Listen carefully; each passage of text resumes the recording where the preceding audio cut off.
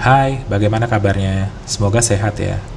Kalau kalian dengar seberkas santai yang sebelum-sebelumnya, aku sempat cerita kalau gara-gara IHSG turun, kekayaan bos Tommy susut, dan perusahaan tempatku kerja terguncang, sampai akhirnya perlu efisiensi, atau ya bahasa kasarnya PHK massal. Nah, masalahnya nggak berhenti sampai di situ. Banyak yang nggak kena efisiensi memilih untuk mulai cari kerjaan baru di perusahaan lain karena khawatir ada gelombang efisiensi berikutnya. Hasilnya, banyak divisi yang tiba-tiba kekurangan karyawan karena mereka pindah. Makanya di salah satu seberkas santai yang terakhir, aku juga ada cerita bos Tommy suruh aku ikut ngawasin wawancara karyawan baru karena aku dulu di perusahaan sebelumnya pernah merangkap kerja di bagian personalia. Belakangan kan IHSG mulai stabil lagi, mulai naik ke angka sebelumnya, dan perusahaan kami juga udah mulai kembali lebih sehat lah karena ada kebijakan-kebijakan pemerintah yang juga mulai mendukung untuk situasinya lebih baik. Sekarang jadinya hampir setiap hari ada karyawan baru yang mulai kerja di perusahaan kami. Kebanyakan karyawan baru ini juga termasuk relatif muda, wajah-wajah baru yang segar, dan ternyata juga jadi banyak drama baru juga. Kantor kami yang dulu terkenal rada kaku, sekarang hampir kayak serial sitkom setiap harinya. Misalnya, ada sekretaris direksi tambahan, karena sekretaris direksi yang sekarang minta asisten, soalnya beberapa bulan lagi dia mau cuti melahirkan. Jadilah ada anak yang terbilang ya Buddha lah untuk posisi tersebut. Dia belum ada 30 tahun usianya. 2 hari lalu, setelah dia mulai adaptasi di kantor yang baru ini kan, sekretaris direksi yang baru ini diminta untuk presentasi jadwal triwulan lah. Jadi setiap 3 bulan kami itu bakal dikumpulin di briefing itu untuk jadwal dinas keluar kota. Nah, kalau di bagian marketing itu sebagian besar ya aku yang keluar kota sama satu orang lagi. Nah, di briefing sama sekretaris direksi karena ini jadwal yang mana bos Tommy itu bakal ikut. Jadi ditunjukin lah nanti tanggal berapa yang aku pergi sendiri atau sama tim aku, atau ada tanggal yang bos Tommy terlibat atau ikut pergi berangkat gitu. Jadi biasanya selain presentasi di layar, para peserta tuh juga dapat versi cetaknya. Nah, aku kan sambil nunggu dia mulai menjelaskan, aku juga buka-buka versi cetaknya ini kan. Pas baca itu, aku bingung. Di jadwal aku tuh tanggal sekian ke kota Patriot, tanggal sekian ke kota Apel, lalu ada kota Lumpia, sampai kota Daeng pun ada dalam daftar. Aku bingung, ini aku nggak tahu ada ke kota-kota ini atau nama kota ini apa gitu. Jadi sebelum aku nanya, bos Tommy itu ternyata udah bingung duluan. Terus dia bilang, ini kota-kota apa ini? Saya baru denger ini. Ternyata setelah dijelasin sama si sekretaris direksi baru ini, yang dimaksud kota Patriot itu bukan benar-benar nama kotanya Patriot, tapi kota Patriot itu adalah Bekasi. Kota Apel itu Malang. Kota Lumpia itu maksudnya Semarang, dan Daeng itu Makassar. Jadi aku tanya dong, kenapa kamu bikin daftar kotanya kayak gini? Kami kan nggak tahu nama lain dari kota Bekasi itu adalah kota Patriot. Nggak ikutin lah gitu. Ini bukan pengetahuan yang masuk ke orang-orang seperti kami gitu. Terus alasan si anak baru ini buat aku makin bingung. Kata dia di perusahaan sebelumnya dia kerja, menyebutkan nama kota secara langsung itu nggak etis dan dangkal, sehingga tidak menghargai kota tersebut. Harusnya menggunakan nama seperti ini untuk menunjukkan bahwa kita mengetahui kota itu tuh seperti apa, sejarahnya, budayanya. Aku denger itu sama bos Tommy mukanya kayak, apaan sih? Ini apa gitu? Nggak pernah aku dengar ada perusahaan yang seperti itu. Aku bilang, emang perusahaan tempat kamu dulu kerja itu perusahaan travel atau gimana? Kalau di perusahaan ini nama kayak gitu nggak penting, pakai nama kota biasa aja.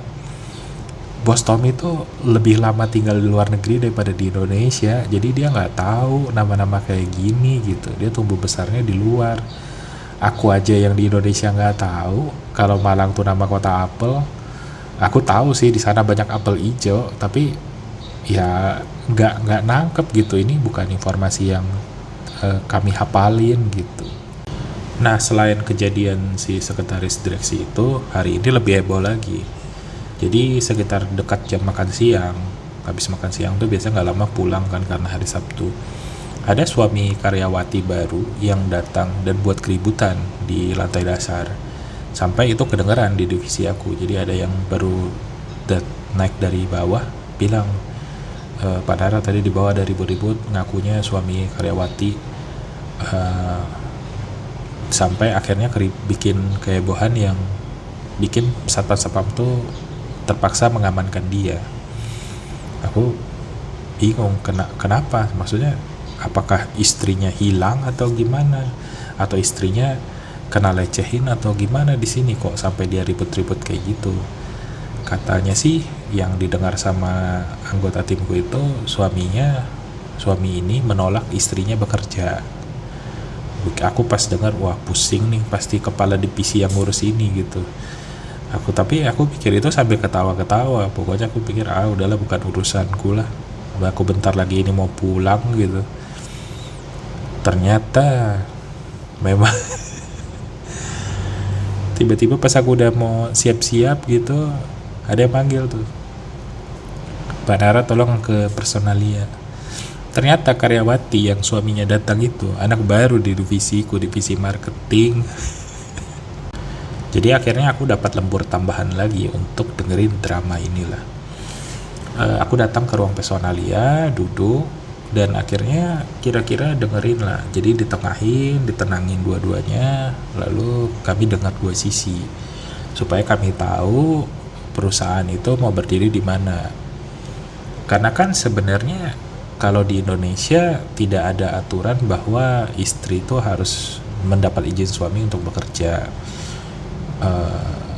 Jadi kalau misalnya kami, suaminya minta dia dikeluarin gitu, kita mau tahu dulu kasusnya, karena bukan nggak pernah kejadian seperti ini, pernah, tapi nggak seheboh ini gitu. Jadi kayak suami datang minta istrinya dikeluarin, atau istri datang minta suaminya diberhentikan kerja gitu, ada. Tapi ternyata itu mereka lagi proses cerai atau punya masalah sengketa kayak gitu-gitu. Jadi kami dengerin dulu, dan ternyata memang masalahnya sama. Jadi ternyata karyawati baru ini suaminya mau poligami, dan dia nggak bisa ngelawan karena penghasilan dia, biaya hidup dia semua datang dari suaminya. Jadi dia memutuskan untuk bekerja karena nggak terima mau dipoligami. Jadi dia mau persiapan cerai, mau kira-kira seperti itulah.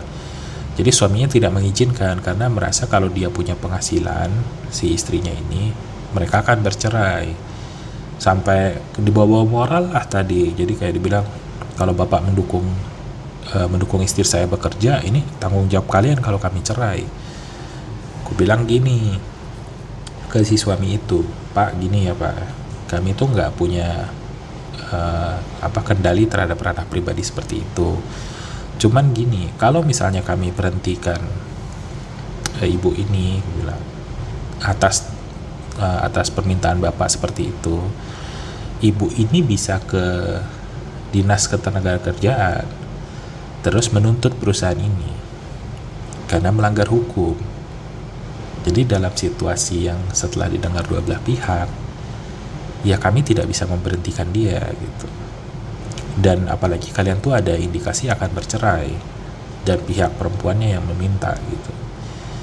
Jadi yang bisa dibilang adalah masalah keluarga kalian selesaikan dalam keluarga, tapi dari perusahaan tidak akan ikut campur dalam pemecatan gitu. Dan kalaupun ada, misalnya gini, misalnya bapak berpikir, ya aku bilang, ini udah pernah kejadian, bapak berpikir untuk merusak fasilitas kantor supaya istri bapak dikeluarkan. Itu nggak bakal kayak gitu Pak. Itu nanti bakal bapak yang kita tuntut. Kalau bapak ganti rugi atau segala macam itu enggak. Kalau perusakan kantor itu masuk bui, Pak. Bisa masuk penjara, bilang. Bukan masalah denda doang. Karena ada niat lain di balik perusakan itu. Jadi bapaknya rada pucat karena dikasih tahu kayak gitu. Terus personalianya rada kurang ajar memang. Akhirnya aku yang ngambil alih kendali semua percakapan gitu, gara-gara personalnya kayak duduk nonton iya ngangguk-ngangguk doang gitu. Cuma akhirnya masalahnya selesai di situ karena dikasih pengertian. Karena aku ngelihat itu bapaknya tuh kayak, oh kalau mereka nggak mau nurutin saya, bakal saya datengin, saya bikin keributan terus gitu di kantor ini. Nggak bisa seperti itu, nggak semudah itu Ferguson. Ada aturannya gitu, ada hukumnya. Jadi ya sebenarnya banyak juga drama-drama baru gitu. Tapi sekarang di sini lagi banyak petir. Jadi itu dulu deh aku ceritanya, kayaknya udah lebih dari 10 menit juga. Nanti aku rencananya sih mau rutin di setiap hari Selasa, Kamis, dan Sabtu untuk update ya. Kalau nggak ada halangan. Tapi kalau untuk video pendek itu setiap hari, setiap jam 5 sekarang. Itu sejauh beberapa minggu terakhir udah nggak ada halangan sih. Ya udah gitu aja dulu. Kalau nanti ada cerita aku bakal cerita lagi di sini. Sampai jumpa lagi di kesempatan berikutnya. Jangan lupa bahagia.